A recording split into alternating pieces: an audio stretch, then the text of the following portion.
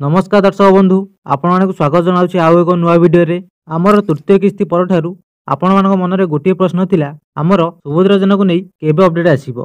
तो शेष में आज उपमुख्यमंत्री प्रभाती परिडा द्वारा एक अपडेट देखा मिली। तेबे से अपडेट टी कौन संपूर्ण भिडियो देखा ता सहित नुआ आवेदन आमर केबे आरंभ होबो ताहा देखा। तो भिडियोटी को प्रथम शेष पर्यंत देखिए। चैनल को प्रथम थर विजिट करथिले चैनल को सब्सक्राइब करिया सह बेल आइकन ऑल रे सेट करदेबे। तेबे जो मैंने आरंभ वीडियो देखुंती चैनल सहित जोड़ी होती गोटे कथा कही आपण मैंने पैसा पाइबे कि नहीं एटा सरकार निर्भर करे। कारण आपण मैंने देखंतु सुभद्रा योजना जेबेठु आवेदन हेलानी सेबेठु नियम रे गोटे गोटे परिवर्तन हेबाकु जाउछि। जेमिति कि बीजेपी सरकार ओडिशा रे सरकार गठन करबा पूर्व आपण मानु कहितिला कि सुभद्रा योजना रे समस्त को 50,000 टंका एका बेले मिलिबो। किंतु जतबेले सरकार गठन कर सारिला सेतबेले लोक मानु कहिले 10टी किस्ती रे 5,000 लेखाए 50,000 5 वर्ष रे मिलिबो। तापरे आवेदन करबा पूर्व आपण मानु कहिले जी आवेदन करिवो सी पैसा पाइबो। किंतु तापरे किछटा नियम काढिले जोटे कहिले जदि आपण माने से नियमटी को पूर्ण करू नाहंती तेबे आपण माने सुभद्रा योजना रु बाद पडिया को जाउछंती। तथापि लोक माने सरकारक ऊपर विश्वास करके आवेदन करिले। किंतु जेतबेले किस्ती दिया गला सेतबेले अयोग्य लोक पाइले योग्य लोक वंचित हेले। तापर आपण मानकु मिछ प्रतिश्रुति दिया गला ता सहित लोक माने बैंक और आधार केन्द्र को दौड़िकी बहुत सारा हैरान हेले।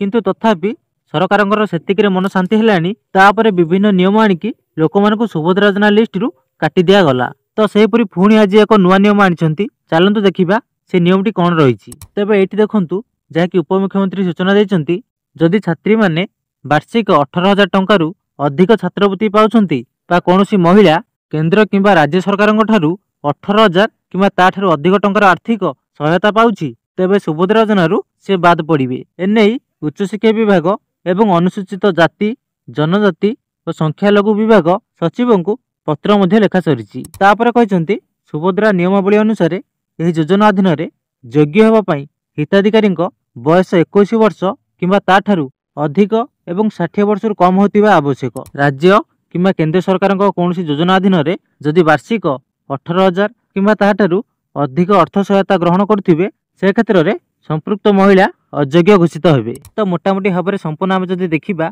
जदि आपण माने वार्षिक सरकार तरफ कौन योजना माध्यम रे बा कौन वृत्ति माध्यम रे 18,000 टंका बा ताठारू अधिक पाउछंती तेबे आपण माने सुभद्रा योजना रु बाद पड़िबा को जाउछंती। एवं तापरे जदि नुआ आवेदन कथा देखिबा देखंतु एपर्यंत भी नुआ आवेदन पई किछि अपडेट आसीनी। ता सहित गोटे कथा मन रखंतु एबे नुआ आवेदन कदापि हेबो नाही जे पर्यंत तृतीय किस्ती समस्त लोक पाई नाहंती से पर्यंत नुआ आवेदन हेबो नाही। तो जो माने एपर्यंत आवेदन करिसंती से माने समस्त क्लियर होई सारिबे से माने पाइबे कि पाइबे नाही तापरे नुआ आवेदन आरंभ हेबो। तो यह थिला आज अपडेट जहाँ भी किसी आपनकर डाउट रही गला निश्चिंत कमेंट बॉक्स रे कमेंट करिवे। रहिली देखाबा आउ को वीडियो रे आंड न्यू अपडेट सहित। जय जगन्नाथ।